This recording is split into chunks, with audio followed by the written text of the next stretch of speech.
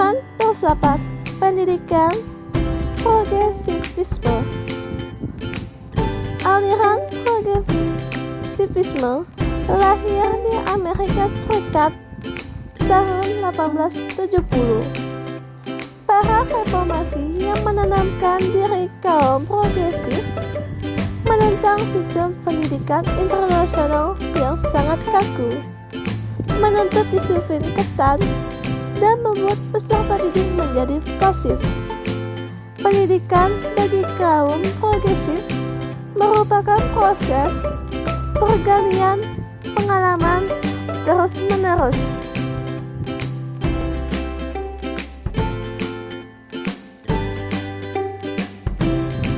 Pendidikan merupakan tafsiran tentang rangkaian pengalaman sedemikian rupa, sehingga seseorang dapat mengerti dengan lebih jelas dan dalam perspektif yang lebih besar.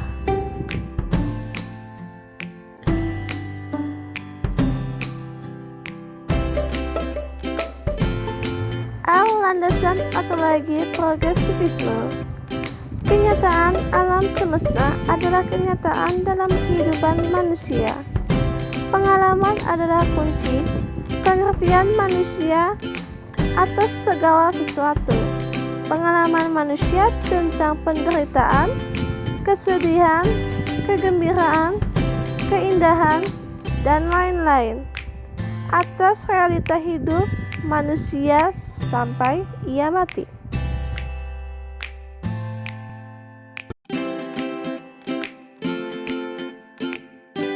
Menurut Dewey, via Akenpelus 1988 nomor 142, sebagai tokoh utama progresivisme juga dipengaruhi oleh teori evolusi biologis dari Charles Darwin yang meyakini bahwa manusia adalah makhluk yang berevolusi secara gradual melalui proses alam, mulai dari sel yang sangat sederhana sampai kepada struktur yang kompleks seperti tampak sekarang ini.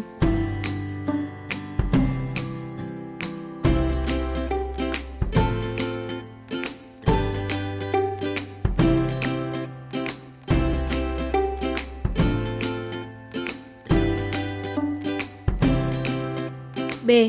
Landasan epistemologis progresif. Progresivisme memang menolak metafisika, tetapi mereka sangat vokal mengenai epistemologi. Epistemologi ditempatkan sebagai pusat dari filsafatnya. Akenpelus 1988 nomor 144. Mereka meyakini bahwa pengetahuan tidak ada artinya tanpa pengalaman manusia yang terus berproses dan disempurnakan. Oleh karena itu, manusia hidup dan berinteraksi dengan makhluk lainnya, baik yang hidup maupun yang tidak, dalam suatu lingkungan hidup. Manusia tidak dapat mengelak bahwa ia memperoleh berbagai pengalaman sebagai hasil dari interaksi tersebut.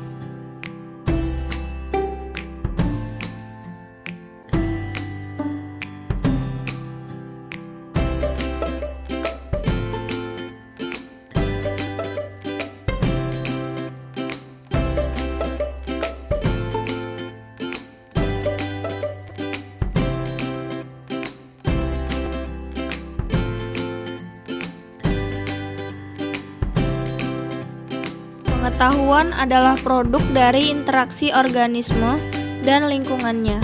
Pengalaman dikumpulkan dari kehidupan sosial, diproses oleh kecerdasan manusia, dan diterapkan untuk menyelesaikan masalah hidupnya.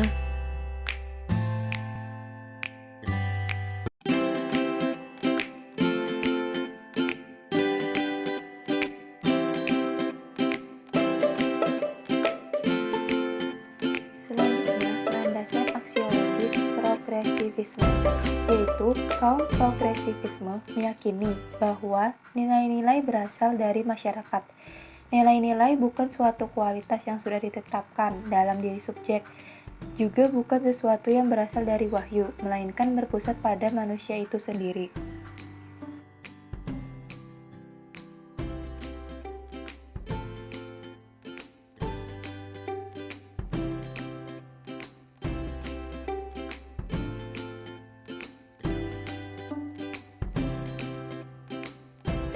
Nilai timbul karena manusia mempunyai bahasa.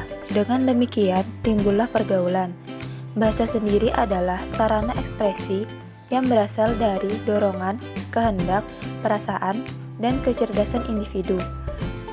Kriteria tindakan etik adalah uji sosial dalam masyarakat. Kriteria keindahan atau estetik bergantung pada selera sosial. Seni tidak dibedakan antara yang tinggi dan praktis.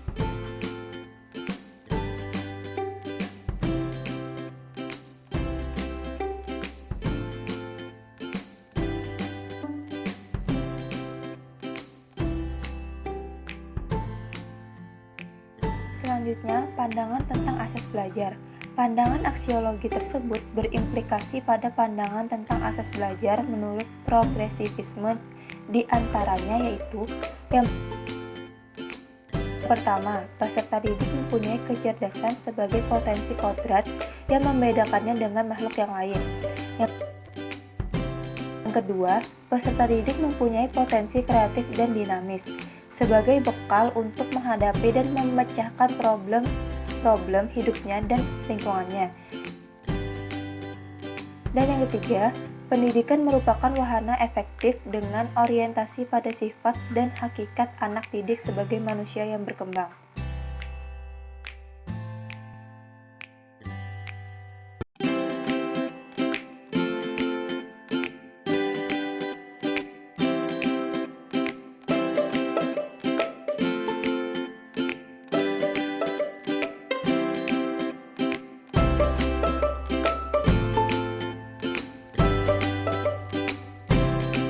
John Dewey, sebagai bapak progresivisme, mengatakan bahwa pendidikan dipandang sebagai proses dan sosialisasi, yaitu proses pertumbuhan dan proses belajar dari kejadian di sekitarnya. Oleh karena itu, dinding pemisah antara sekolah dan masyarakat perlu dihapuskan, sebab belajar yang baik tidak cukup di sekolah saja.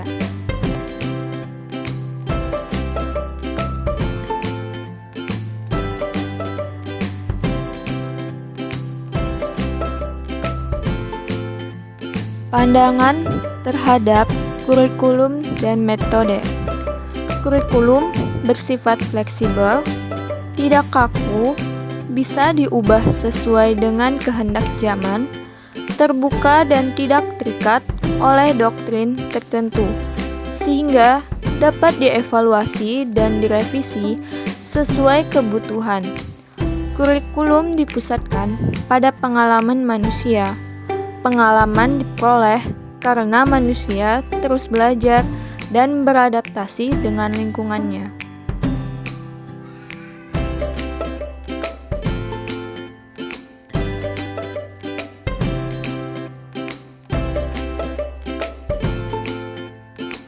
Metode belajar yang diutamakan dalam problem solving dengan langkah-langkah seperti metode ilmiah. 5 langkah proses pemikiran relektif sebagai berikut.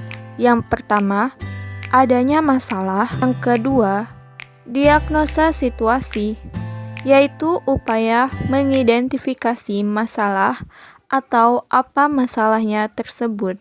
Ketiga, pikirkan kemungkinan penyelesaian masalah, yaitu apa rumusan hipotesisnya dan akibat-akibatnya.